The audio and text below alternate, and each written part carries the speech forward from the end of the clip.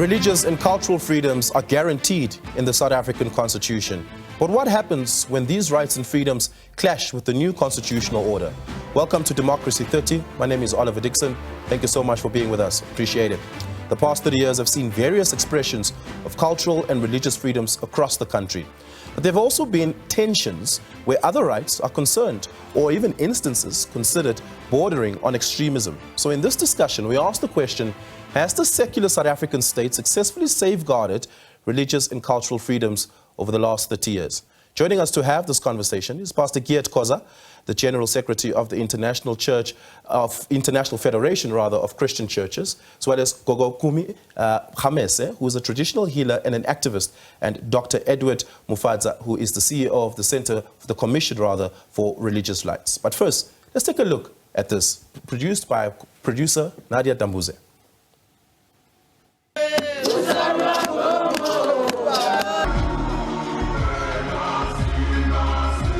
A melting pot of religion and culture. South Africa is a country rich with constitutionally protected freedoms of religion and belief, including the right to form, join and maintain religious associations.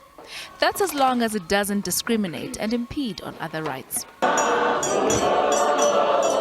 According to the 2022 Stats SA National Census, just over 85% of the population reported that they were Christian, followed by traditional African religions at nearly 8%.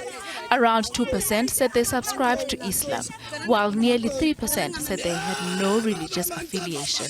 But in this land of possibilities, questions have been raised over the past 30 years about the extent to which these freedoms can be allowed, as the country became exposed to practices that clashed with either legal or social expectations. From the bizarre to the outright illegal, South Africans have seen it all. It is true that religion or Christianity, it is no longer what we used to know.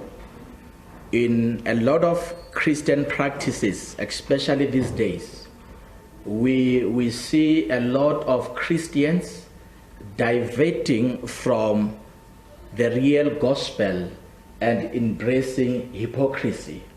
The religious and cultural spaces have seen excesses from sexual abuse, cult-like practices, various forms of human rights abuses, including the alleged killing of vulnerable members of society like people living with albinism, as well as financial malfeasance that have elicited calls for regulation. Some have lamented what they call the undue interference and restrictions on religious rights, while others lament that some of the freedoms offend their religious prescripts. Single marriage bill is anti-Christ, rejected, because Christ said a man and a woman. That one and what they want to do is anti-Christ. A clash of cultures, values and practices. It seems the country still has a long way to go in finding common ground. Nadia Dambuza, Democracy 30. And we now begin the conversation by asking, over the last 30 years, have we successfully safeguarded against these rights? Commissioner, I want to start the conversation with you, and thank you so much for joining us. Really appreciate it. The architects of our Constitution, what did they have in mind all those years ago, in the early 90s up until 1996, when we had a permanent Constitution come into play after that? What did they have in mind when they wrote into the DNA of our architecture religious, cultural, and linguistic rights, which you look after?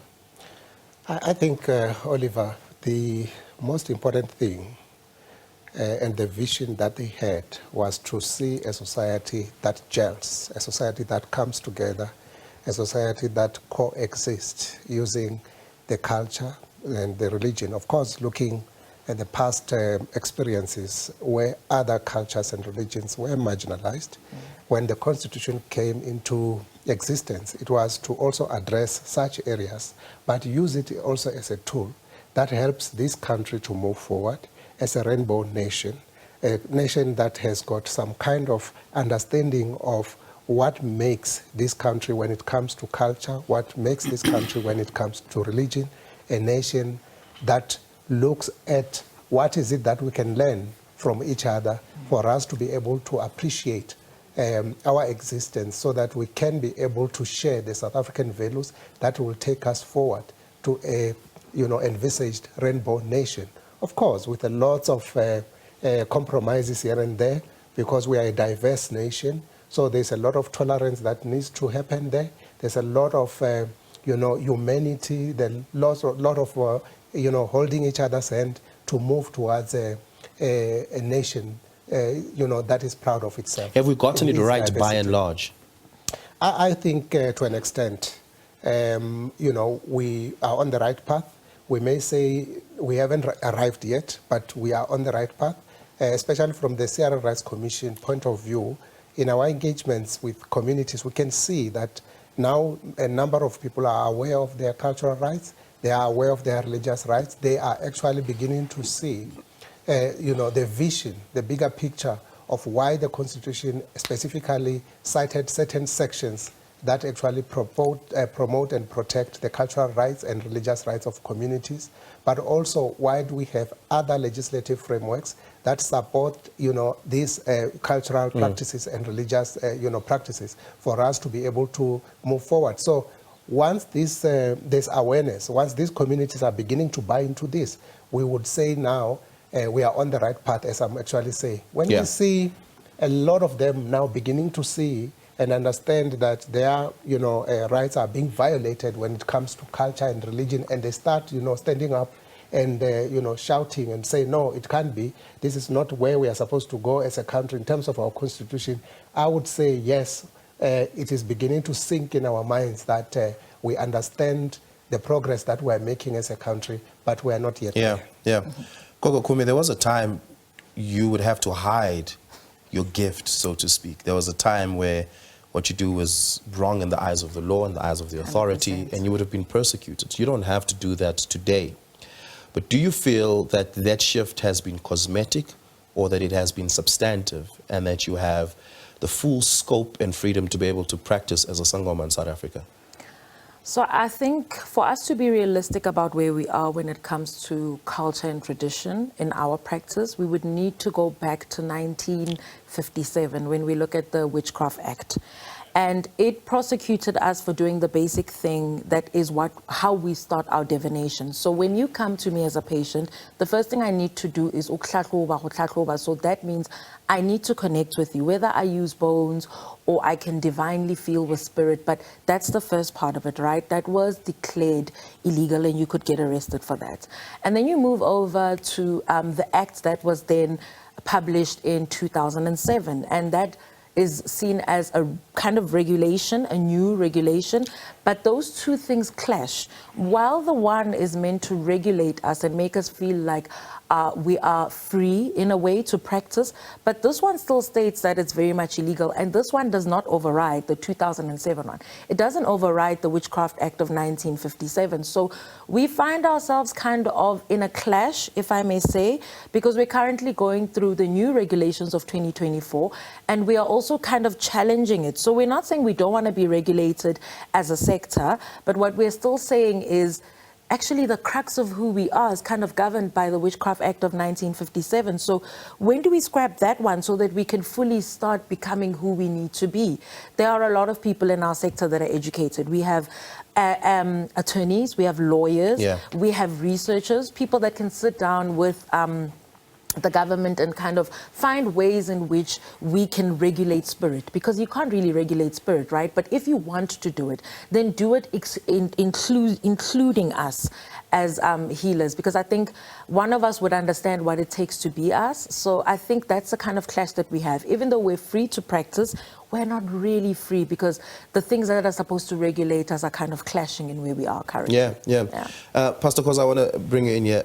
Do you feel that you've had the space to be able to practice without persecution and prosecution Christianity? And as a pastor in South Africa, it's an unregulated space. Anyone can start a church. I can invite 10 people to my house.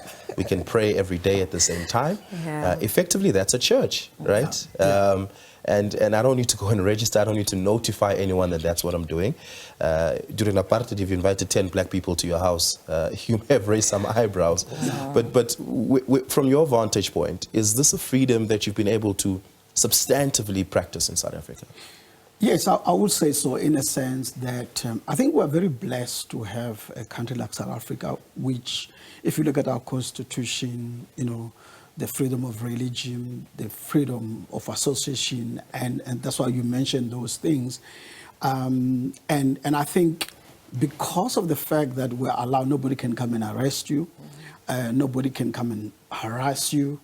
We have seen some strange practices in our own space, right, that has tainted all of us.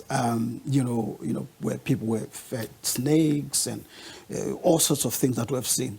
But in the framework, or if you look at our society, and I think, to be honest, our country has been blessed, because even if somebody tried to close my church, I just go to court and present my case, and there's a safeguard in our constitution that protect our freedom, that protect our religion. So in the 30 years, I would say, and the fact that you have the commission is one of the safeguards, that I can go to the commission and say, oh, they're blocking me, they don't want me to. So in all fairness, I think we're free to practice our religion, to preach, to proclaim what we believe.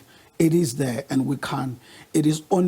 It's on the practice in some quarters in our own space. I want us to touch on that, because one may argue that you are the only one, you and a few other pastors may think that particular practice, which seems ritualistic, may not be okay, or whatever the case may be. And where do we draw the line is the real question that we have to ask of our constitutional order. We continue the conversation on the other side of this. Don't go away.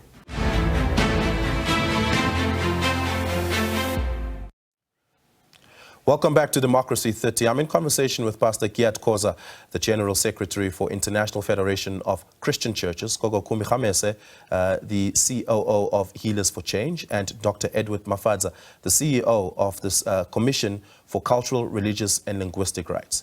Commissioner, CEO, Mr. Dr. Mafadza, I want to ask you this question, taking on from what our fellow panelists have said here.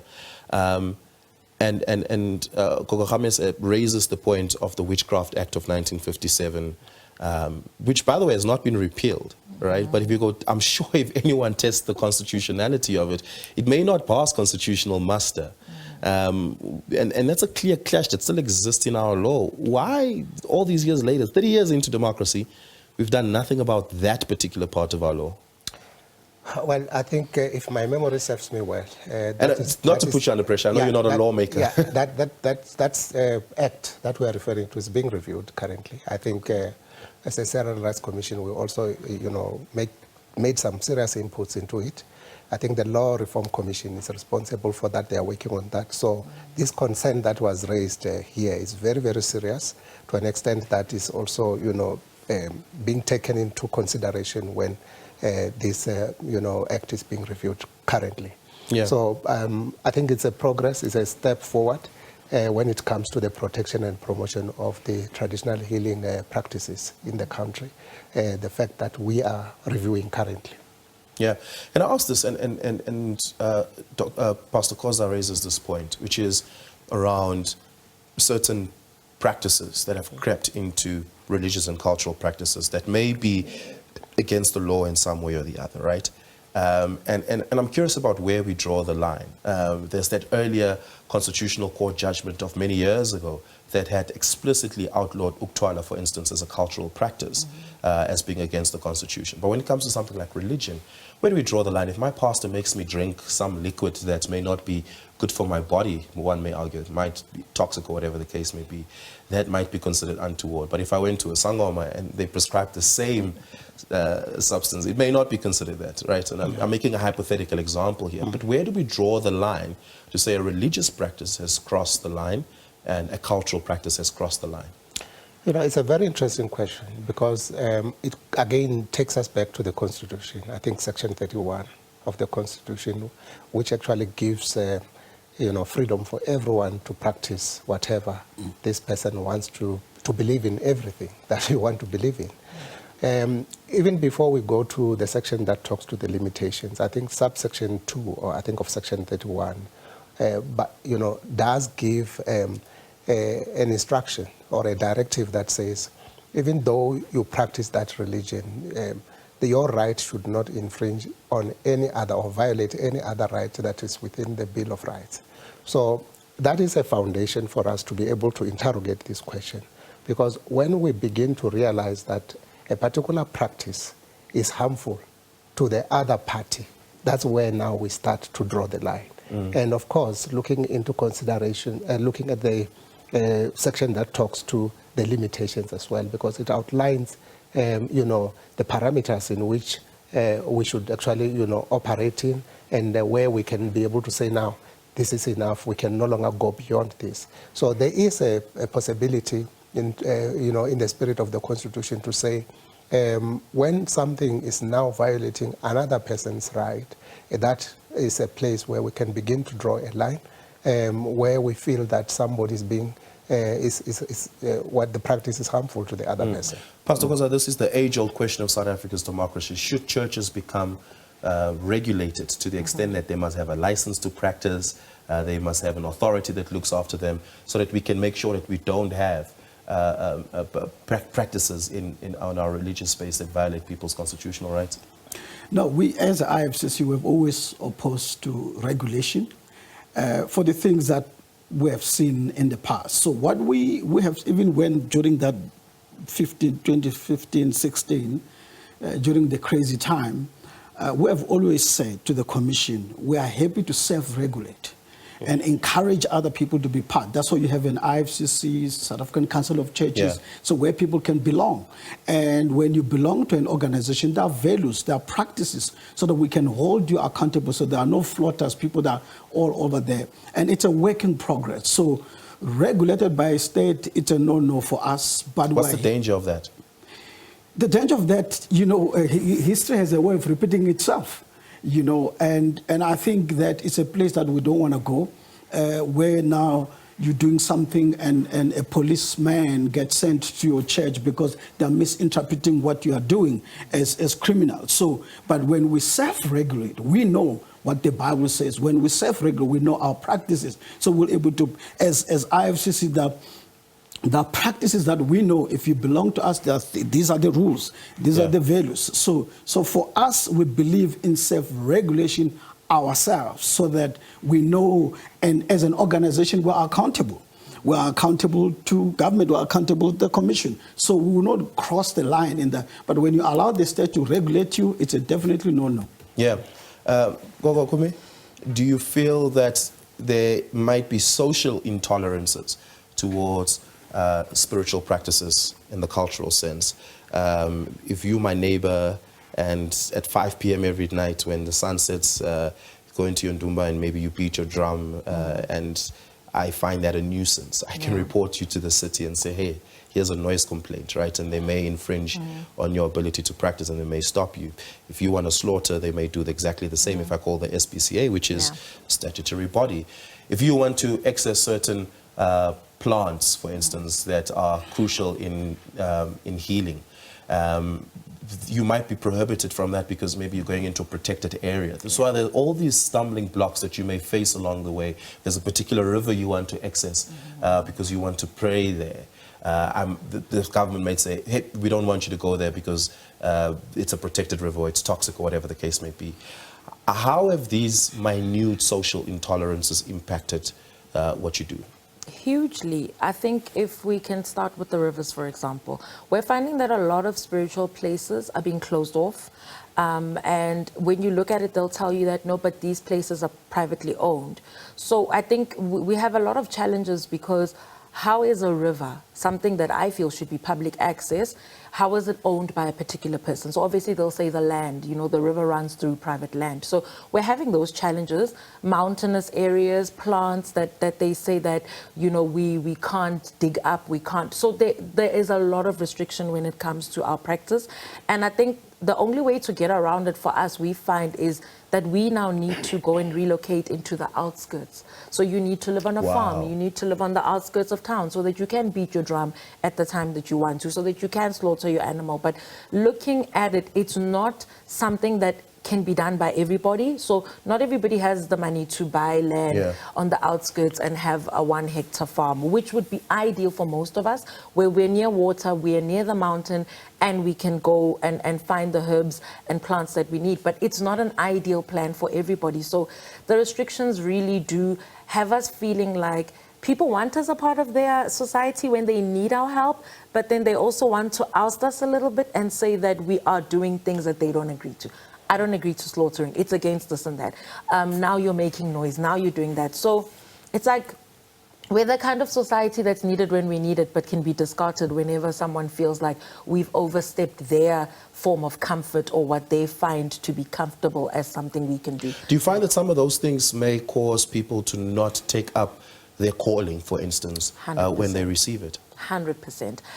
The judgment, first of all, that comes with it, you know, we're looked at dirty, uneducated, people that do witchcraft, and all the negative kind of things that are associated with what we are. Nobody ever looks at the fact that when COVID struck, they were looking at us, what herbs do we have that can help heal? You know, nobody looks at the fact that we are in the age where we were allowed to go to school. Some of us are learned and educated. So in as much as we come as keepers of tradition and culture, we also come as people that are educated and can come into spaces where we can speak and add value. So I think that what was associated with that Witchcraft Act literally made us seem like we're supposed to be ousted from the community. So people do look down on us, and people find it difficult to say, I am who I am, and be proud of it. I am a healer, and I come with my divine gift, and this is who I am. People are really scared to come out of that. I want to ask the question, what can we do about that when we specifically talk about the social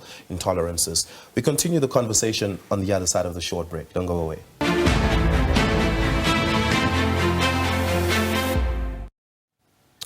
Welcome back to Democracy 30. If you're just joining us, you've missed a very enriching conversation. We asked the question, has South Africa's democracy safeguarded cultural, religious and linguistic rights and practices over the last 30 years of our democracy?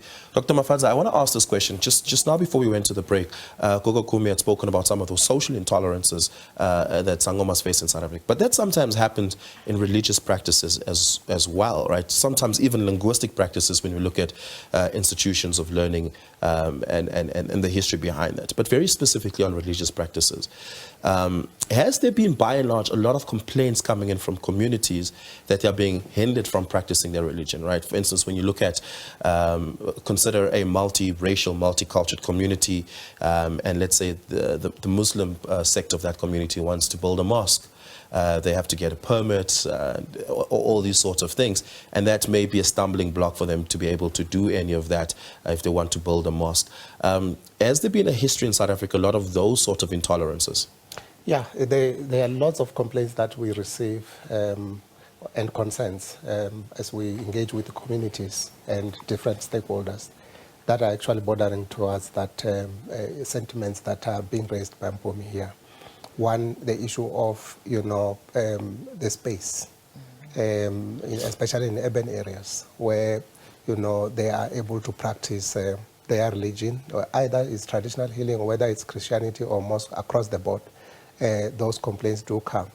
Actually, those complaints prompted us as a commission to begin to engage with municipalities to try and look at their bylaws, because that's where the problem is in terms of their planning and so on and so forth. As we speak now, I think we have already covered plus minus maybe 50 to 60 municipalities in the last 3 years where we are actually assisting them to review their bylaws. In other areas, you find that they actually don't even have bylaws that are actually, you know, specifically dealing with issues of, you know, religion and culture within their own space. And that is creating a challenge. And where there are those gaps, we make a very clear, you know, recommendations to them to say, you must develop your own, you know, bylaws so that, you know, your people can be able to understand what is required of them. But these bylaws should not be biased.